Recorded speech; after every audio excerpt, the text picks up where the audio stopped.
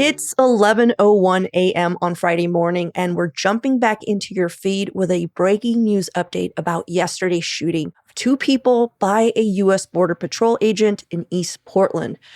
John, you've been monitoring what's been happening since last night. What have we learned about what happened? Yeah, we've learned a bit, but there's still a lot we don't know. Here's what we do know. There's a witness who says they were at a medical office near Adventist Health. They said federal officers followed a Toyota truck into a parking lot at 10201 Southeast Main Street in East Portland. This happened around 2:18 p.m. The officer reportedly pounded on the truck's window. The driver appeared frightened, reversed the truck, pulled forward, striking another vehicle, and then sped away. And the witness said that they heard about 5 gunshots as this truck fled. The Portland police received a call of an initial shooting, again at 2:18. Then 6 minutes later, the injured driver sought help near Northeast 146th Avenue and East Burnside. DHS is reporting that the driver of the vehicle was Luis David Nico Moncada from Venezuela. The passenger in the car was said to be his wife, Yorlenis Betsabeth Zambrano Contreras. No video has surfaced, though, of the incident, and authorities really have released limited details, so there's not a ton more that we know than that at this point. Yeah, I know their official response has been that the people in the vehicle are linked to the Tren de Aragua gang, which I never heard of. Mm-hmm. I know that not everyone is buying this story. State and local leaders have condemned the shooting, and city council abruptly ended their meeting to vote in a new city council president Thursday afternoon once the news of the shooting broke, to meet with constituents and rally at City Hall demanding answers. Mayor Keith Wilson has openly questioned the version that the U.S. Department of Homeland Security has shared. He was quoted as saying, "We know what the federal government says happened here. There was a time when we could take them at their word. That time has long passed." And I don't know if you saw that taping, John, but people behind him were just nodding, like, we're not buying this. And he's called for ICE to cease all activities until a full investigation can be done.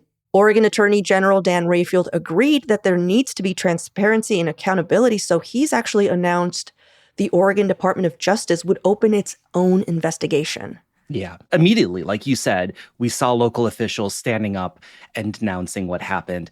And there was a bunch of protest activity that happened nearly immediately. On Thursday evening, about 100 protesters went to a candlelight vigil outside of Portland City Hall.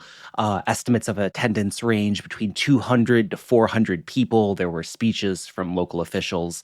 There were also hundreds of people who gathered at the shooting site blocking the streets. Wow. And protests outside of the ICE building. 6 people were arrested at the ICE building in South Portland, mostly around 9 p.m. when officers ordered demonstrators to clear the street for traffic.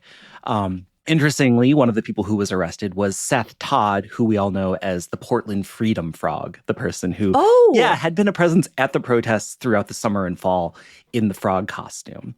But yeah, those 6 arrests on Thursday night, that was the first arrests that happened at the ICE facility since late November. And Claudia, this was the highest single-day total of arrests since June 12th, when 10 people were arrested.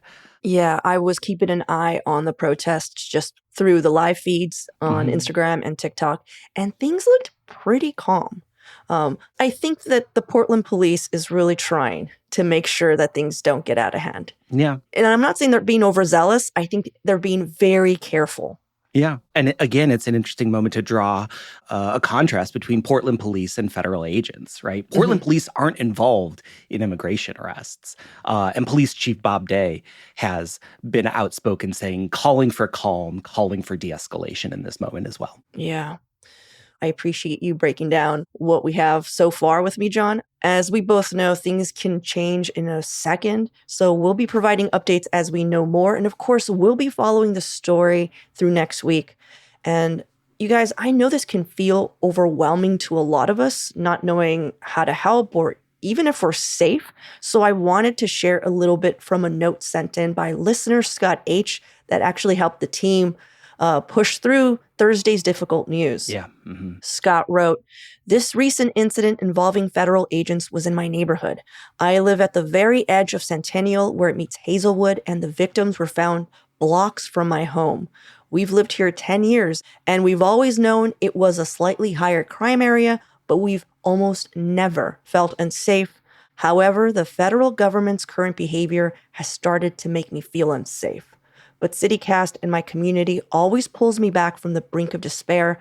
I know we're all in this together, and I know we can push back against this. Yeah. Thank you, Scott, for writing in. I just want to remind everyone that you're not alone in your feelings about what's happening. So if you also wanted to share any of your thoughts with us, we'd love to hear from you.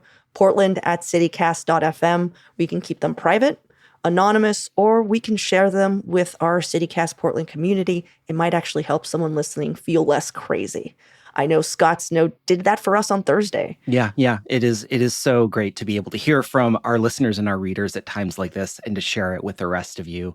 And if any of you find yourself out at a vigil or a protest and you have photos that you'd like to share, send them our way. Let us know if we can share them with the rest of the CityCast community as well. Again, Portland@citycast.fm. Yeah, and in the meantime, stay tuned to our CityCast Portland newsletter for the latest updates. Take care of yourselves, guys.